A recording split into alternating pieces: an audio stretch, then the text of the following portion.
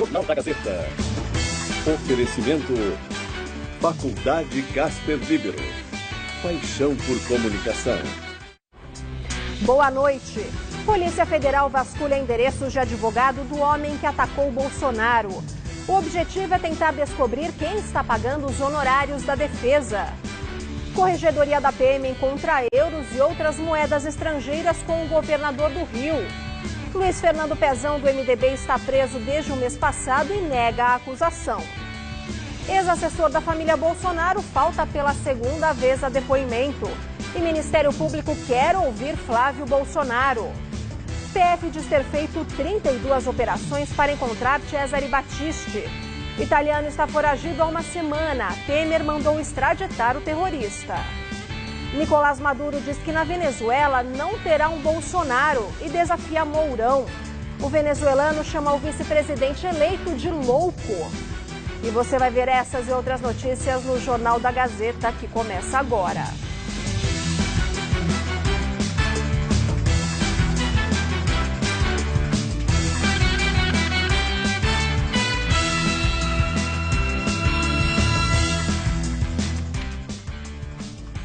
A Polícia Federal fez buscas nesta manhã em endereços ligados ao advogado Zanoni Manuel de Oliveira Júnior, que defende Adélio Bispo de Oliveira, o esfaqueador de Jair Bolsonaro. O objetivo da ação é tentar descobrir quem está pagando os honorários da defesa. Foram cumpridos 2 mandados de busca e apreensão no escritório e em uma empresa do advogado Zanoni Manuel. A polícia quer saber quem está pagando pelos honorários do advogado e se a defesa está sendo financiada por organizações criminosas ou algum partido político. Zanoni se recusa a informar a identidade do benfeitor e já declarou que se trata de filantropia. Adélio Bispo de Oliveira confessou ter esfaqueado o então candidato à presidência da República, Jair Bolsonaro, do PSL, durante um evento de campanha em Juiz de Fora, Minas Gerais, no dia 6 de setembro. Bolsonaro passou por 2 cirurgias e ficou internado por 21 dias no Hospital Albert Einstein, em São Paulo. O presidente eleito ainda usa uma bolsa de colostomia que deve ser retirada em um novo procedimento no ano que vem. Adélio Bispo de Oliveira foi denunciado pelo Ministério Público e responde na Justiça por atentado pessoal por inconformismo político, crime que está previsto na Lei de Segurança Nacional. Se condenado, pode ficar até 20 anos na cadeia, pois a pena de 3 a 10 anos pode ser aumentada em dobro em razão da gravidade das lesões. Um parecer psiquiátrico apresentado pela defesa apontou que ele sofre de transtorno mental grave, mas o laudo ainda não foi avaliado pelo juiz do caso. As buscas feitas nos endereços do advogado fazem parte de um segundo inquérito aberto pela Polícia Federal para apurar se mais alguém participou direta ou indiretamente do atentado. A Associação Brasileira de Advogados Criminalistas divulgou nota classificando a busca como flagrantemente ilegal. A entidade afirma também que o episódio pode configurar um perigoso precedente para a inviolabilidade dos escritórios de advocacia. A Ordem dos Advogados do Brasil determinou que a Comissão Nacional de Prerrogativas dê suporte para a OAB de Minas Gerais atuar e tomar todas as medidas cabíveis. E hoje de manhã, o chefe da Polícia Federal, Rogério Galouro, disse que as investigações sobre o ataque a Bolsonaro estão quase concluídas. O diretor da PF informou que a instituição está apurando várias linhas para que não fique dúvidas sobre o caso e disse que a corporação tem uma responsabilidade social muito grande com este inquérito. Polícia encontra euros e outras moedas estrangeiras com o governador do Rio, Luiz Fernando Pezão, do MDB, que está preso.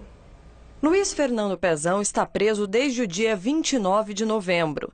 Ele fica detido numa ala reservada aos oficiais da PM em Niterói, região metropolitana do Rio.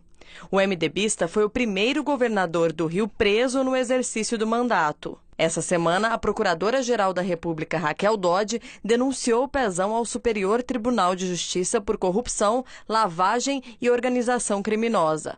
O governador é acusado de ter recebido cerca de 40 milhões de reais em propinas. Segundo a Procuradora-Geral da República, os repasses eram provenientes de maracutaias nas obras do Arco Metropolitano do Rio de Janeiro, entre outros contratos do governo fluminense. O dinheiro da cadeia foi localizado hoje por agentes da Corregedoria da PM. Após vistoriarem o complexo prisional da Polícia Militar, foram encontrados 70 euros, 36 dólares, 6 mil pesos colombianos e 25 ienes, moeda usada no Japão. Se fizermos a conversão, só os euros somam mais de R$300, valor superior ao máximo permitido de R$100 que os detentos podem manter nas celas. Foram achados ainda 7 celulares na área comum, nos fundos da cadeia. Os objetos foram localizados com auxílio de equipamentos que detectam ondas eletromagnéticas. Para a chefe do Ministério Público Federal, o governador do Rio é o líder de uma organização criminosa e responsável por manter o esquema de recebimento de propina que vigorou no governo de seu antecessor, Sérgio Cabral, preso há 2 anos. De acordo com Raquel Dodge, as investigações em torno de Pezão foram iniciadas com a delação premiada do operador financeiro Carlos Miranda. Em depoimento, o governador Luiz Fernando Pezão negou que estivesse com as moedas estrangeiras. O ex-assessor do deputado estadual e senador eleito Flávio Bolsonaro, do PSL, Fabrício José Carlos Queiroz, faltou pela 2ª vez a um depoimento marcado na sede do Ministério Público Estadual do Rio. Ele seria ouvido hoje à tarde. Queiroz foi citado em relatório do COAF por movimentação atípica de R$1.200.000 em suas contas. Segundo a defesa do ex-assessor, ele precisou ser internado para a realização de um procedimento invasivo com anestesia, o que será comprovado posteriormente. Agora, o Ministério Público informou que vai intimar Flávio Bolsonaro a prestar esclarecimentos no dia 10 de janeiro. E o presidente eleito Jair Bolsonaro disse que vai rever contratos de comunicação. As informações foram publicadas em sua rede social na internet. Bolsonaro disse também que vai reavaliar o quadro de pessoal da área. O presidente eleito afirmou ainda que não vai pleitear aumento para o orçamento da comunicação. O Congresso aprovou aporte de 150 milhões, menos da metade do que queria o atual governo. Desde a campanha eleitoral, Bolsonaro tem defendido que fará um pente fino nos contratos, entre eles de bancos públicos. E o presidente eleito passa o fim de semana e o Natal no Rio. Ainda não se sabe quando ele embarca para Brasília para tomar posse no 1º dia de janeiro. Ontem, ele recebeu o terno que vai usar na cerimônia. A posse de Bolsonaro será na parte da tarde e terá uma série de restrições.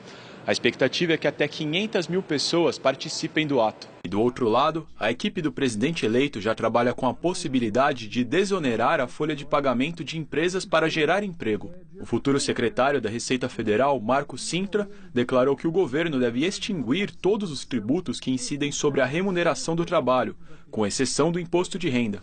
De acordo com Sintra, uma das opções para compensar essa perda seria a criação de um imposto sobre transações financeiras. A matéria deve ser enviada ao Congresso já nos primeiros meses do novo governo. O diretor-geral da Polícia Federal, Rogério Galouro, disse hoje à imprensa que já foram realizadas 32 operações para tentar encontrar o italiano Cesare Battisti, foragido há uma semana. Galouro disse ainda que a PF já tem pistas do paradeiro e que acredita que o italiano será encontrado. Cesare Battisti vivia refugiado no Brasil, mas é condenado pela justiça italiana, acusado de assassinar 4 pessoas na década de 1970. Na semana passada, o presidente Michel Temer assinou a extradição de Battisti. E agora vamos ao comentário de Josias de Souza, direto de Brasília. Dentro de poucos dias, Michel Temer estreará um novo espetáculo político, a descida do Planalto para a planície. Na prática, Temer não sairá porque ele já havia se transformado numa anomalia histórica, um ex-presidente no exercício da presidência. Agora, ele apenas será transferido de enfermaria. Vai da área VIP, reservada aos doentes da política com direito a sedativos funcionais, para o setor dos politraumatizados, onde são tratadas as biografias atropeladas pela Lava Jato. Temer entrou botando banca de protagonista de um enredo de reformas épicas. Sairá como um personagem de desenho animado. Nos desenhos, como no poder, às vezes acaba o chão, mas os personagens continuam caminhando no vazio. Só caem quando se dão conta de que estão pisando em nada. O chão acabou para Temer depois do fatídico grampo do Jaburu, mas ele fingia não enxergar o abismo sob os seus sapatos. Em 1º de janeiro, Temer viverá aquele instante em que o personagem de desenho animado olha para baixo e despenca. No poder, Temer colecionou recordes. Tornou-se o primeiro presidente da história a ser denunciado por corrupção no exercício do cargo. Depois, virou o primeiro presidente a ser denunciado 2 vezes. Agora, há poucos dias de sair, converteu-se no primeiro presidente a alcançar a desonra de uma 3ª denúncia criminal. As 2 primeiras denúncias congeladas pela Câmara serão retiradas do freezer. A 3ª seguirá do Supremo direto para o mármore quente da primeira instância. Temer costuma se vangloriar de ter interrompido o desastre econômico produzido por Dilma.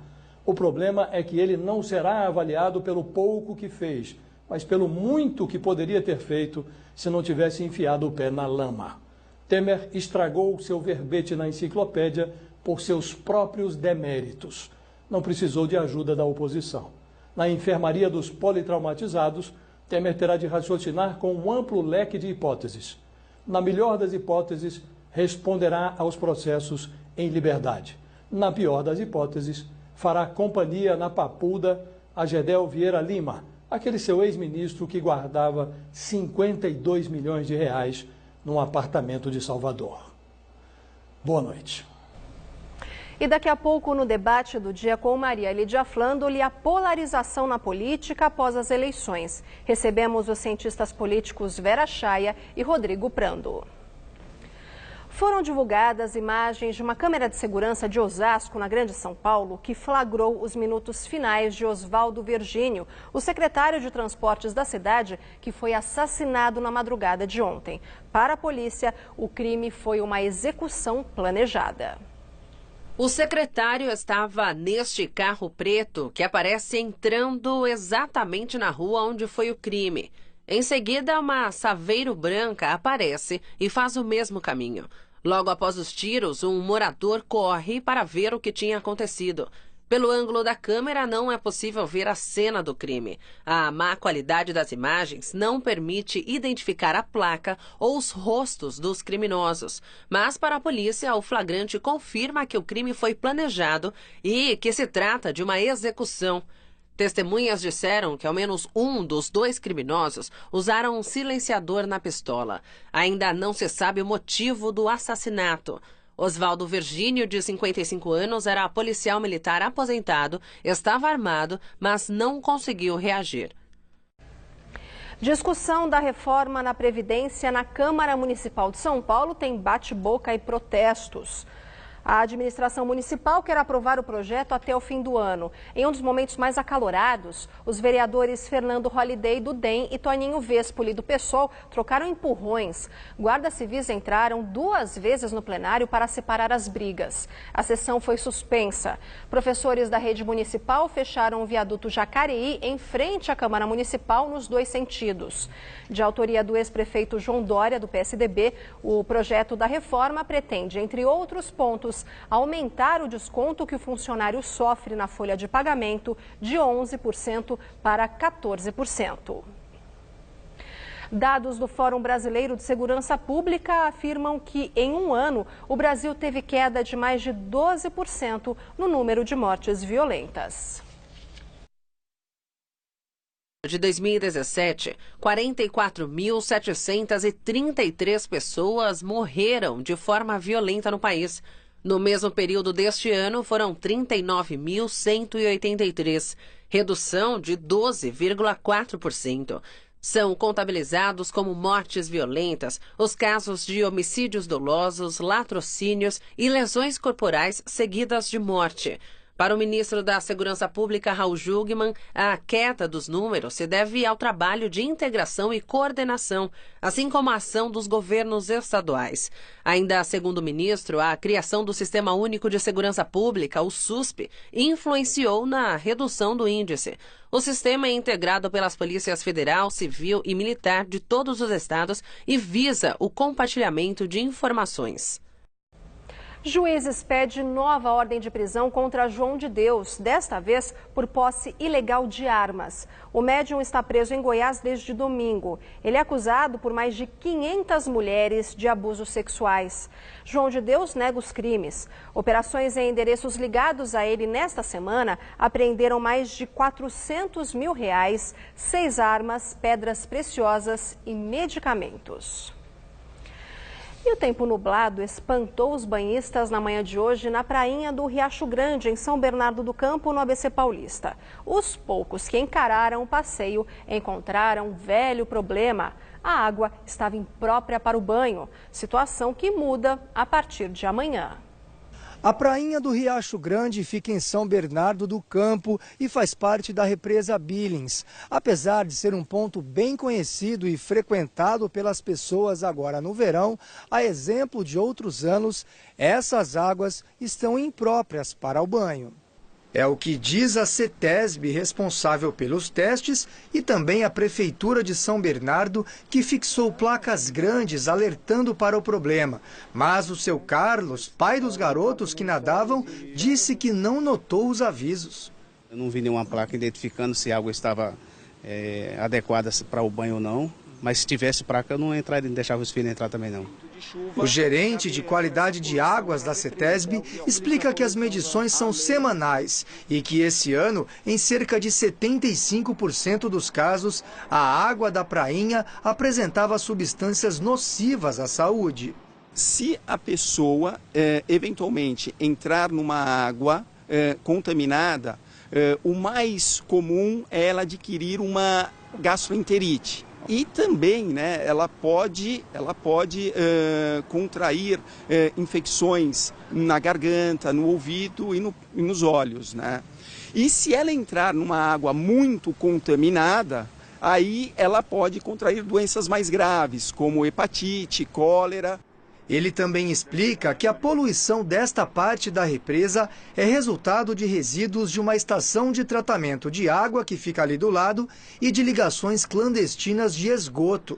Por isso, sugere que as pessoas chequem no site da CETESB as condições das águas, já que os boletins mudam toda sexta-feira. A praia do Riacho Grande, de acordo com os últimos 5 resultados, ela vai estar própria para o banho a partir deste sábado até a próxima sexta-feira. E o último dia da primavera ficou com céu nublado praticamente o dia inteiro na cidade de São Paulo. O bom foi que refrescou o calor intenso dos últimos dias. Vamos ver agora, Contasse a Cena, como começa o verão.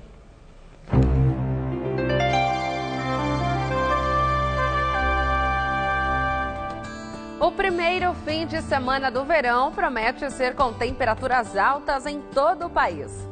Só que a gente sabe que, além de ser a estação mais quente do ano, o verão é também a época mais chuvosa, o que possibilita os casos de transtornos, como enchentes e deslizamentos. Para amanhã, há previsão de chuva em todas as cidades que estão nas áreas em azul. Destaque para o aumento das instabilidades na região centro-sul. Agora as máximas em capitais com praias. Em Florianópolis vai dar para aproveitar o sábado de calor de 30 graus. Chove só à tarde. Em Salvador, tempo firme sem chuva, faz 31. A mesma máxima, aliás, para Natal. E por lá, se chover, deve ser bem fraco. Verão, com cara de verão mesmo, é para os cariocas, onde os termômetros sobem até os 40 graus. Para o estado de São Paulo, há condições para o aumento da nebulosidade. No oeste, pode chover forte, mas continua quente. Em Votuporanga, faz 37 graus. Mais ao norte, também esquenta até os 37 em Ribeirão Preto. Por lá, a chuva cai um pouco mais moderada à tarde. Só para o leste é que há previsão de temporais, viu? Nas praias paulistas, calorão de 37 em Santos e de até 34 em Caraguá. Na região metropolitana, o fim de semana fica instável. Aqui na capital, sábado amanhece com muitas nuvens, assim como foi hoje. Apesar da máxima de 33 graus, o dia permanece mais fresco. No domingo, céu nublado com chuva rápida de dia e à noite. Faz 29 e é justamente no domingo que as temperaturas começam a diminuir. Na segunda-feira, véspera de Natal, o dia deve ficar bem chuvoso e a máxima não passa dos 25. O paulistano já está pegando a estrada para aproveitar o feriado de Natal. A expectativa é que mais de 2 milhões de veículos deixem a capital. E a repórter Fernanda Azevedo tem mais informações. Boa noite, Fernanda. Olá, Luciana, boa noite a todos. Isso mesmo, muita gente deixando a cidade de São Paulo para curtir o feriado de Natal na praia ou no interior. A cidade tem, nesse momento, 113 quilômetros de lentidão. É dentro da média para o dia e para o horário, mas o pior ponto é justamente aqui, na marginal do Rio Tietê. Nós vamos mostrar, então, como é que estão as duas vias. Vemos primeiro o sentido de quem vai para Castelo Branco. O trânsito nesse ponto aqui está fluindo bem, mas logo ali na frente a gente vê que vai parando, o motorista vai desacelerando. Já do outro lado, no sentido da Zona Leste, das rodovias Ayrton Senna e Dutra, trânsito bem pior, como já é comum numa sexta-feira à tarde, aí muitos motoristas aí trafegando com lentidão. E olha, as piores estradas nesse momento são justamente as que vão para o sentido do interior. Castelo Branco, Regis Bittencourt e Dutra. No sistema Anchieta Imigrante são esperados 520 mil veículos neste feriado de 20 a 26 de dezembro, e lá agora o trânsito é bom. O Departamento de Estradas e Rodagens informa que os piores horários para circular são hoje, de agora até a meia-noite, e amanhã das 6 horas da manhã às 2 horas da tarde, horários que devem ser evitados pelos motoristas.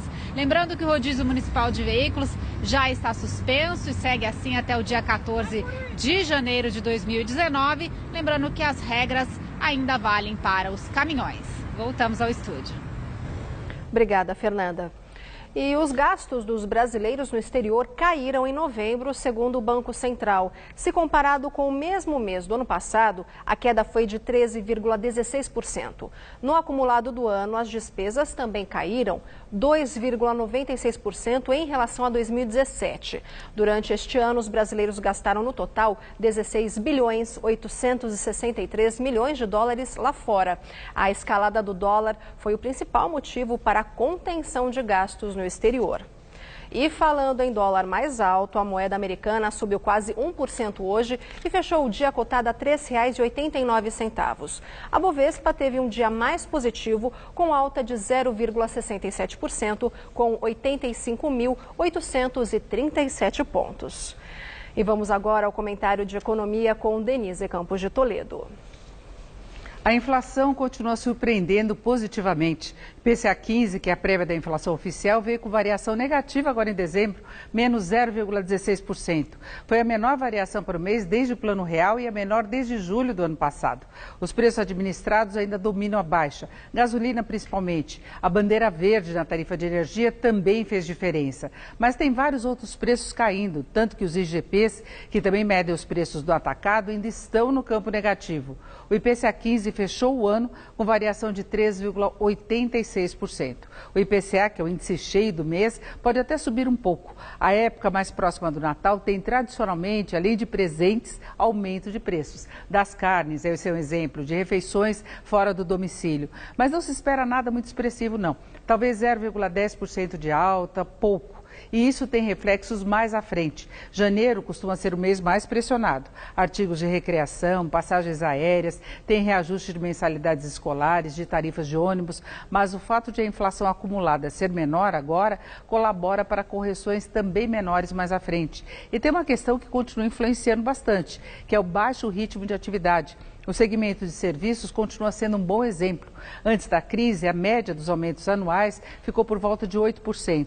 Neste ano, deve ficar ao redor de 3,5%. O ritmo de consumo atual não dá respaldo para aumentos exagerados, a não ser que a composição de custos seja muito desfavorável, como aconteceu alguns meses atrás com os combustíveis, ou então quando há uma demanda maior garantida, como ocorre com os restaurantes e hotéis na virada do ano, nas férias. Mesmo assim, se percebe um pouco mais de cautela.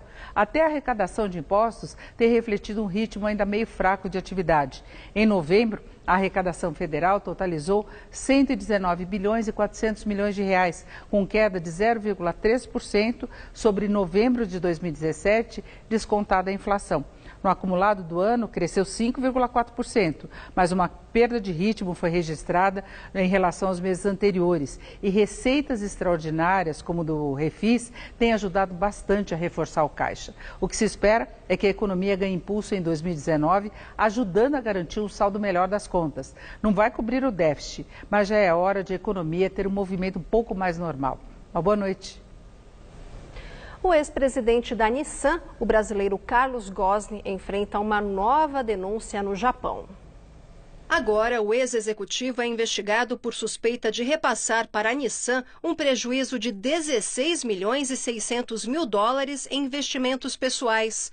O novo pedido foi feito pela promotoria japonesa um dia depois do ex-executivo ter conquistado o direito de ser libertado mediante o pagamento de fiança. O valor, no entanto, não foi divulgado. Esta é a terceira denúncia e, devido a ela, a prisão provisória do brasileiro foi prorrogada por ao menos 48 horas.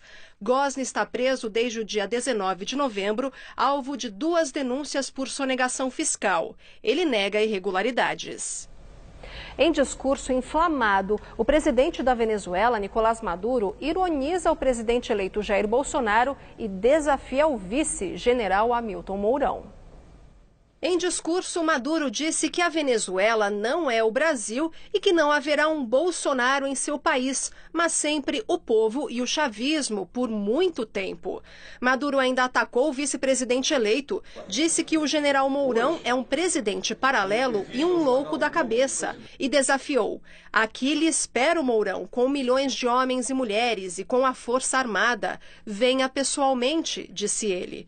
O presidente venezuelano, que está há 5 anos no poder e em maio se reelegeu para um mandato de mais 6 anos, em meio a denúncias de fraude eleitoral e desconfiança de órgãos internacionais, disse novamente que existe um complô contra seu governo, encabeçado pelos Estados Unidos, com a ajuda da Colômbia e do Brasil.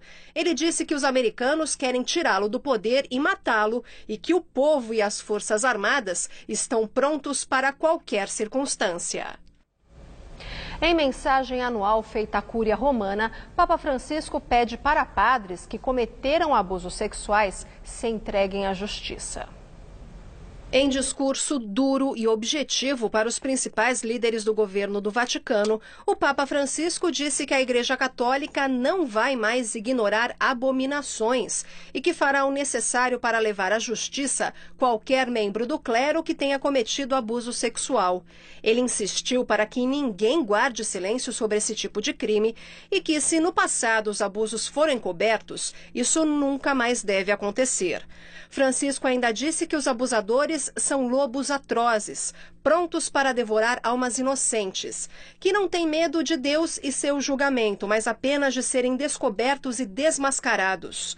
O discurso ocorre em meio a novas denúncias de pedofilia na igreja, principalmente nos Estados Unidos e na Austrália, e 2 meses antes da cúpula extraordinária sobre a crise na Igreja Católica, que deve reunir cerca de 110 conferências nacionais de bispos e vários especialistas e líderes de ordens religiosas. Agora, prepare-se, pois vamos fazer um passeio no trenó do Papai Noel pelas ruas de São Paulo. O criador de tudo isso é um construtor de carros que decidiu trazer mais cor, luzes e alegria para a nossa cidade. A oficina na Moca é uma espécie de laboratório automotivo. Cláudio Labate inventa e constrói carros a partir da carroceria do Fusca. Nas paredes, as inspirações, mas nada é copiado. Depois de prontos, os carros são vendidos. Mas em 2012 ele resolveu que um seria mais especial. Colocou em cima renas, um Papai Noel surfista e muitas luzes. Para ser precisa, 15 mil pequenas lâmpadas de LED. Comecei a pesquisar qualquer coisa pequena que lembrasse um trenó e colocar na cabeça que eu tinha que fazer em cima de um Fusca. E foi o que surgiu aqui. O carro fez sucesso e ele resolveu construir outro ainda maior. Gastou R$19 mil no modelo novo, com 4 renas e banco para passageiros. Não tem criança, não tem velho, não tem meia-idade, não tem... Todo mundo dá um sorriso para você, é um sorriso de alegria. É neste modelo do ano que vamos embarcar. A volta começa pelas ruas do bairro e logo vem os primeiros acenos. No começo dos passeios, Cláudio tinha um parceiro que se vestia de Papai Noel, mas depois ficou só. Então começou a transformação. E você já tinha esse visual da barba, assim? Não, fui deixando acontecer. E agora é o Papai Noel. Agora eu sou o Papai Noel. Anoitece em São Paulo. Em cima da Radial Leste temos um belo pôr do sol e a sensação de que vamos mesmo levantar voo. Sem capota é mais fácil ver a beleza da cidade. Na 23 de maio, uma parada no ponto de ônibus já vira motivo para alegrar uma criança. O Papai Noel não tem um trajeto fixo. Cada noite ele escolhe um lugar diferente para passar. Hoje viemos a um lugar bem típico aqui do Natal, ponto turístico de São Paulo, Parque Ibirapuera, onde está montada a grande árvore de Natal. O carro é cercado e é chegada a hora do Cláudio, quer dizer, do Papai Noel, ter um contato mais direto com as crianças e com os adultos. Quem que é o moço ali no carro? Papai Noel. O que você achou do carro dele? Lindo. Tchau. Vou ganhar um beijinho? Vai. É disso que você estava falando, né? Dessa emoção. Não tem preço, não adianta. Cláudio não ganha nada com as voltas e só aceita fazer eventos quando é para algo solidário ou quando o cachê é pago com cestas básicas para a caridade. O nosso destino agora é a Avenida Paulista, que durante o dia a dia é aquela avenida séria, sisuda, dos engravatados, dos escritórios. Mas à noite, com a presença do Papai Noel, ela fica bem mais calorosa e humana. Quem não quer uma foto, uma selfie, até mesmo um abraço bem no meio da avenida? E é justamente quando vamos terminar nosso passeio que temos um encontro emocionante entre o Papai Noel do trenó e o do ônibus iluminado da prefeitura.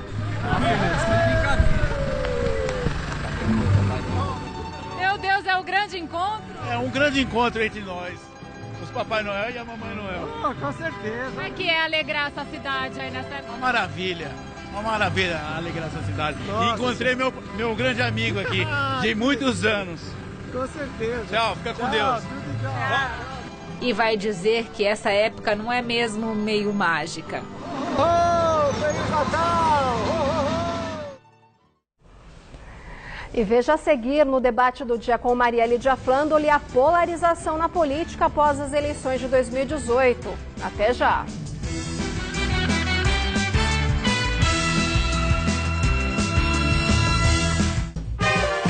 Você conhece a verdadeira história do Papai Noel?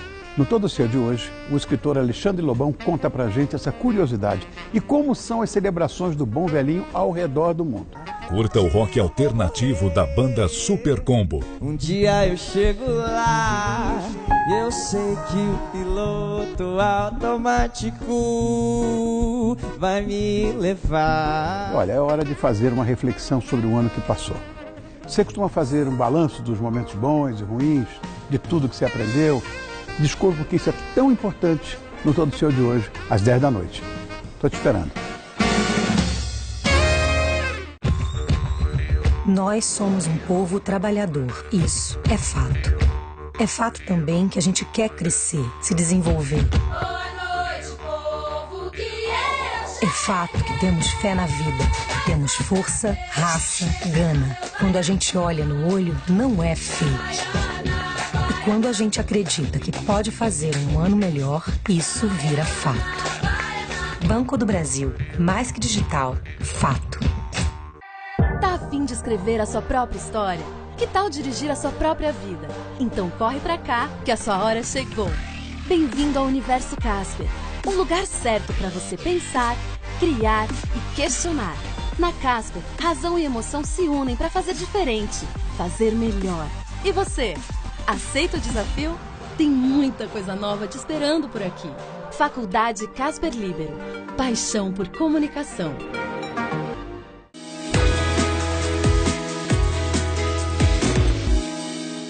Chegou a temporada das chuvas. Mas a Prefeitura de São Paulo está fazendo tudo para o tempo não fechar para você. Está podando árvores, limpando córregos, limpando bueiros e bocas de lobo,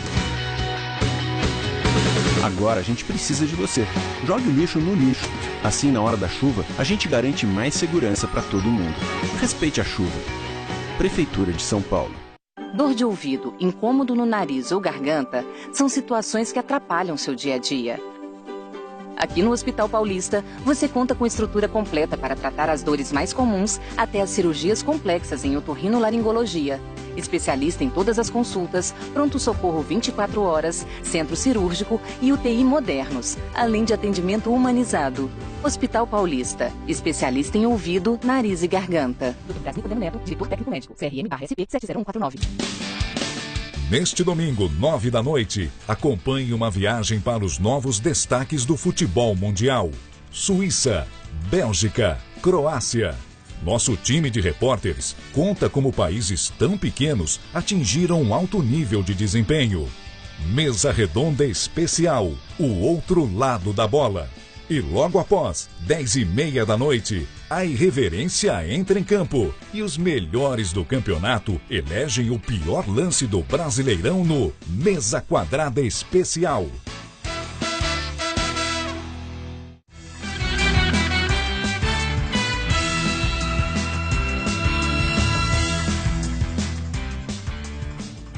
Está chegando a hora da São Silvestre no próximo dia 31 e nós preparamos algumas dicas para quem quer fazer bonito na corrida de rua. Ei, você, corredor que no próximo dia 31 vai estar aí, no meio da galera. Preste atenção nessa matéria. Batemos um papo com o head coach Sidney Togumi, treinador e atleta que deu dicas preciosas para quem corre e vai se aventurar na 94ª edição da São Silvestre. Primeira delas, não subestime o percurso. Não se empolgue no início da prova.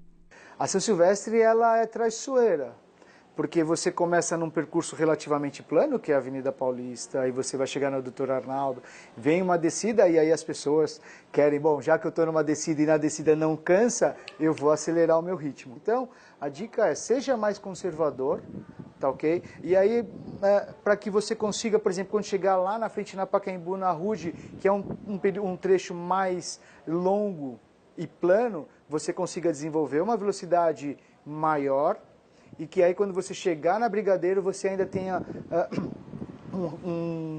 um gás a mais. E o clima? Como fazer para encarar esse calor que tem tomado conta da capital paulista? O clima fica muito úmido e a umidade desgasta muito mais o atleta. Então, cuidar muito da hidratação, não apenas durante a São Silvestre, mas principalmente na semana pré-São Silvestre, vir se hidratando bem. Hidratação e alimentação. Duas preocupações fundamentais para todo corredor. O que você está acostumado a fazer, a rotina que você tem no seu café da manhã é o que você vai fazer no dia da prova, é tudo direitinho, não muda nada, essa é a principal dica. E nessa fase final de preparação, bora intensificar os treinos? Negativo! O descanso é peça-chave para um bom desempenho. Se não descansar, você não consegue, não dá chance para o seu corpo absorver tudo que ele treinou e tornar isso em algo mais. Você vai simplesmente ser um atleta cansado na largada. Então é isso, é hora de descansar e colocar em prática todas essas dicas para fazer bonito no dia 31. No debate do dia com Maria Lídia Flandoli, a polarização na política após as eleições 2018. Quem analisa são os cientistas políticos Vera Chaia, professora de Ciência Política na PUC de São Paulo, coordenadora e pesquisadora do Núcleo de Estudos em Arte, Mídia e Política da PUC de São Paulo. E também conosco Rodrigo Prando, professor de Sociologia Geral e Sociologia das Organizações na Universidade Presbiteriana Mackenzie. Muito obrigada por estarem conosco. E eu gostaria muito de uma reflexão sobre um certo clima que estava muito frequente, né, permanente até na campanha eleitoral, que é aquela truculência, a intolerância. E agora, faltando 11 dias para o presidente eleito tomar posse, nós temos tido evidências que ainda subsiste esse ânimo tão exagerado das partes do jogo político. E a minha pergunta é, nós devemos acreditar esse clima, a polarização na política da campanha eleitoral? Vera Chaia. Eu acho que não só a polarização da campanha eleitoral, mas as perspectivas diferentes, né, do futuro governo e de uma parte da sociedade brasileira, principalmente em relação ao que está se formando em termos de oposições, né? São posições, do meu ponto de vista, desqualificadas pelo futuro presidente Jair Bolsonaro, né?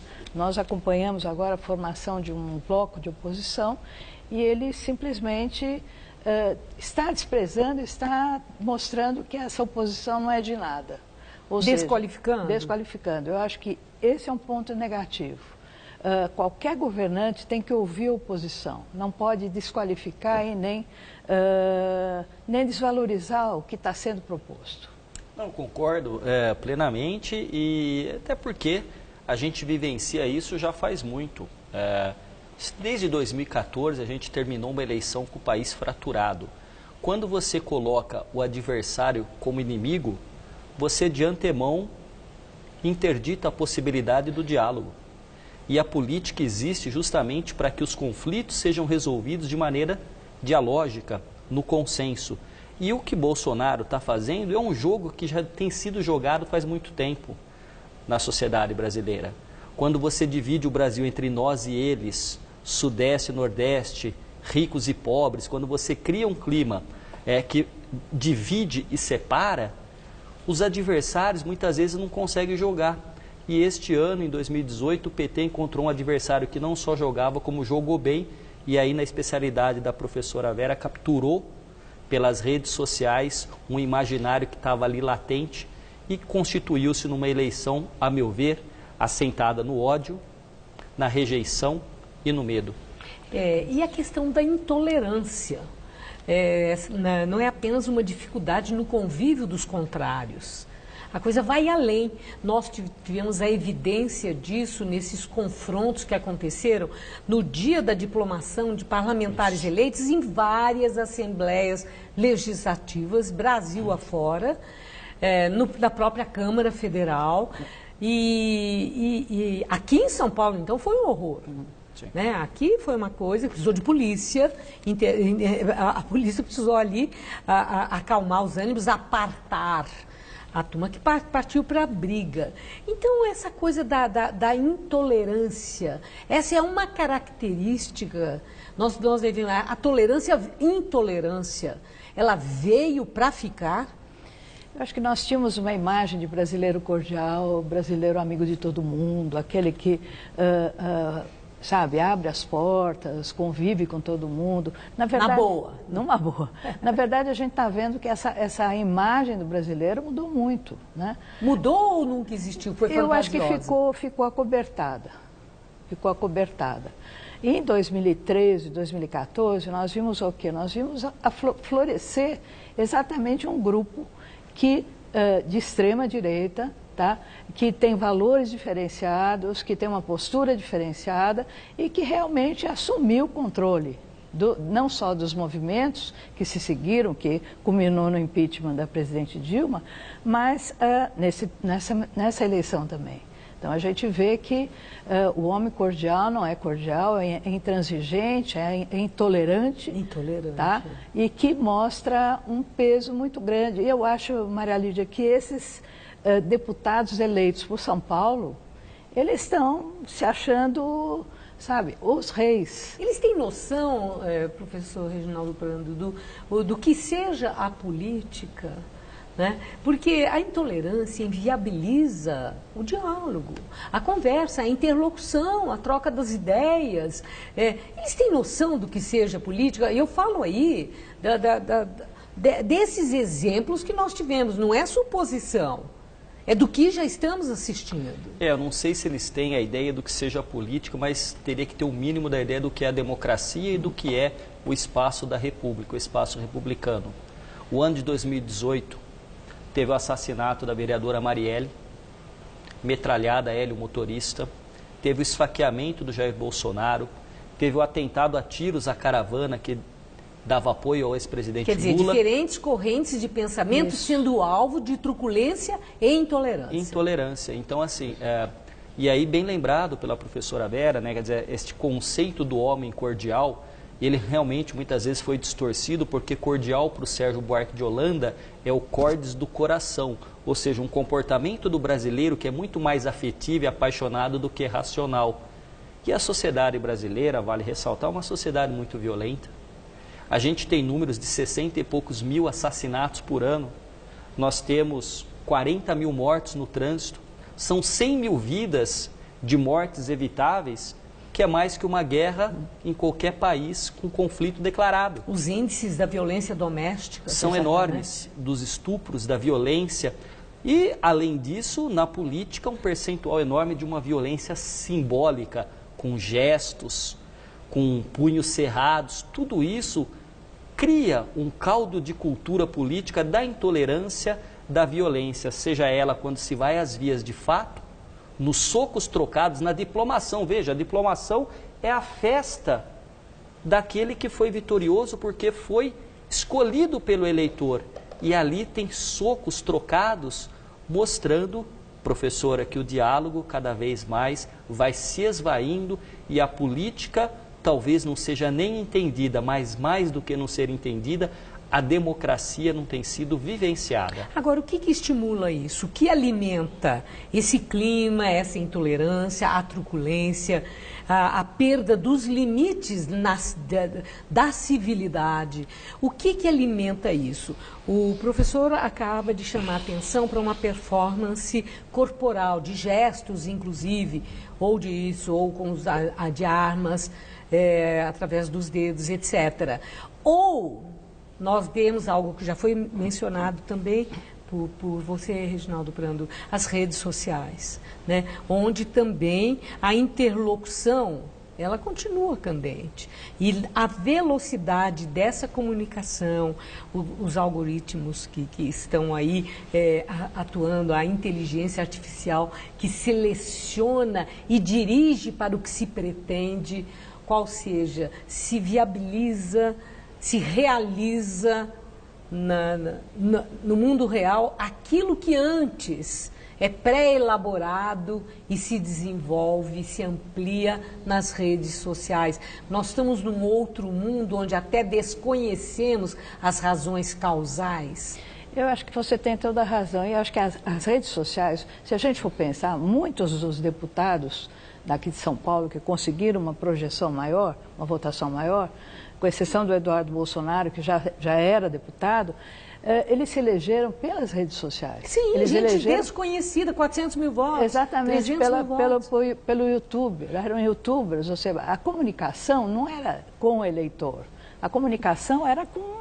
Era uma performance, um teatro ali, uma performance. E assistindo algumas dessas candidaturas, ou seja, esses eleitos, são performances tremendamente racistas, preconceituosas, violentas, tá? E que está se repercutindo na vida real.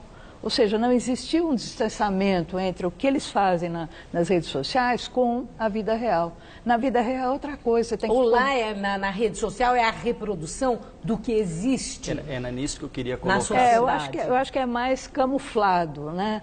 Na sociedade, eu acho que não existe essa prática. Não existe mais aquela campanha boca a boca, não existe mais a campanha intermediada pelo partido político. O próprio Bolsonaro, eu acho que essa frase é brilhante para análise, né? Para se fazer uma análise. Que agora ele faz, não existe mais a intermediação. Isso. O contato é direto com o eleitor. Ou seja, você perdeu, e aí eu concordo com você, perdeu a civilidade, você perdeu o lado humano dessa relação. Esse modelo que nós conhecemos de democracia representativa, ele está passando por uma crise não só no Brasil, ele é no mundo todo, especialmente porque nós estamos numa sociedade conectada em redes.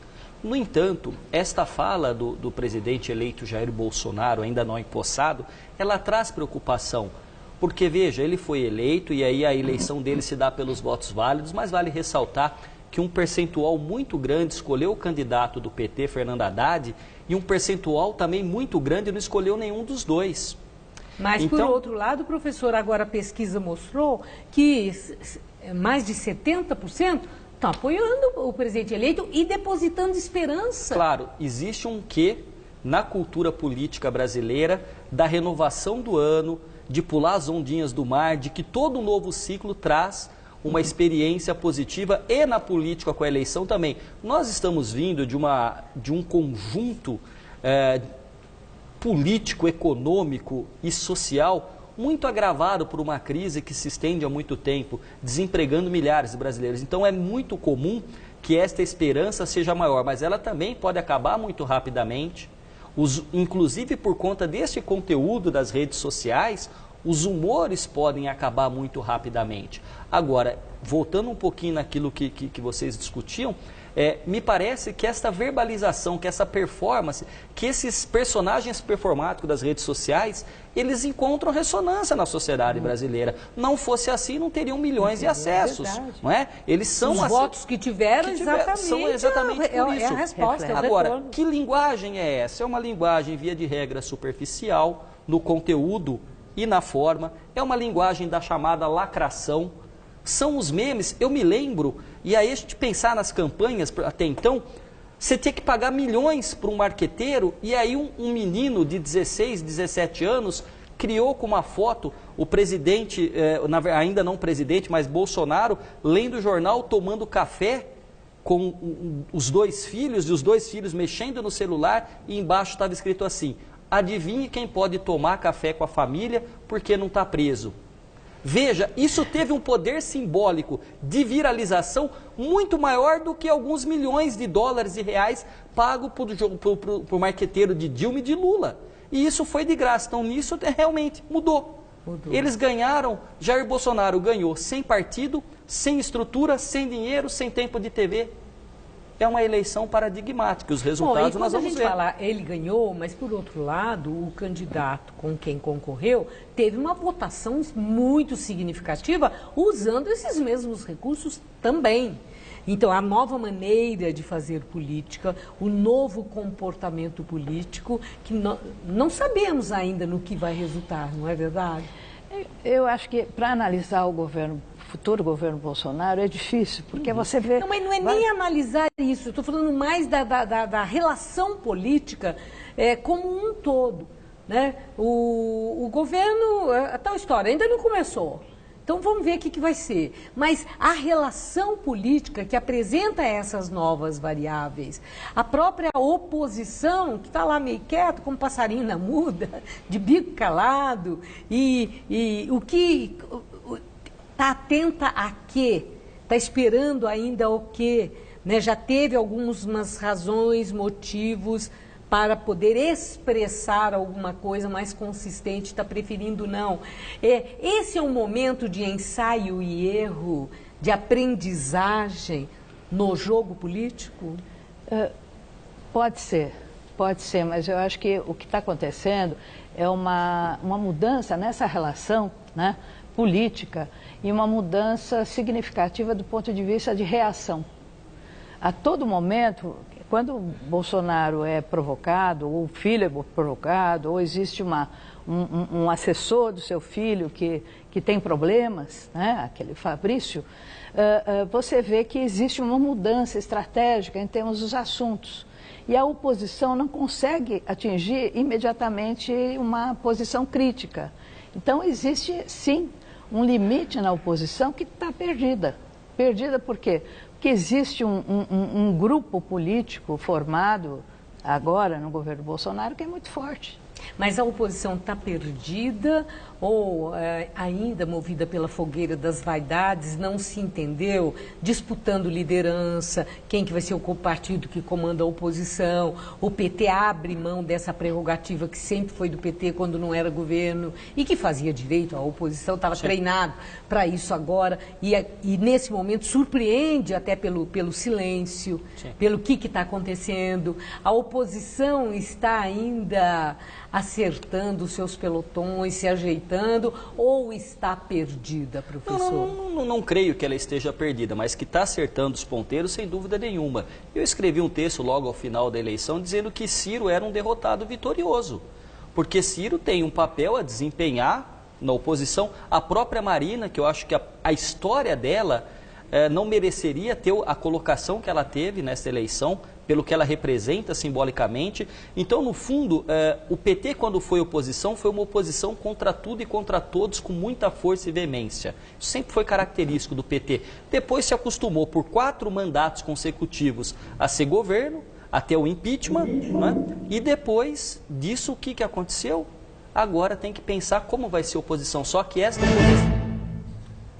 esta oposição com Ciro, esta oposição com Marina, não quer estar junto com o PT. Sim. É uma oposição com outra característica. Agora, eu complemento só essa questão, sim, porque tanto o Ciro quanto a Marina não estão se pronunciando. Inclusive, a análise que se faz do Ciro é que ele marinizou. Ou seja, ele se recuou e não está se posicionando. Pois é. Eu acho que uma liderança como a dele, como a da Marina, tinha que se posicionar. Perderam a eleição? Perderam, mas tem que se posicionar nesse momento, que é um momento crucial da política brasileira. E certamente vão assumir a posição, é verdade? Podem sim estar aí na espera, esperando acontecer, esperando o novo presidente assumir o seu posto e se preservando para não pré-julgar. Pode ser também vamos dizer, uma atitude precavida nesse sentido? Eu acho que sim. Pode ser, né? E isso é mal? Não é. Eu acho que tendo a crer que ter calma. Num mundo polarizado com muita violência, o bom termo e a calma é um elemento civilizatório importante para os próximos anos. Ok. Eu agradeço muito a ambos pelos subsídios que trazem a essa reflexão que todos precisamos fazer sobre o que está acontecendo no cenário político nacional, com tanta mudança e na iminência de um novo governo em que muita confiança está sendo depositada nisso. E seja por convicção, por ser aliado, ou seja porque sem esperança não dá para viver. Muito obrigada. Uma boa noite. Que agradeço. Luciana. O Jornal da Gazeta termina aqui. Lembrando que a edição de hoje pode ser vista no site do Jornal da Gazeta. Eu saio de recesso, volto dia 27. Então, Feliz Natal e até lá. Ótima noite para você.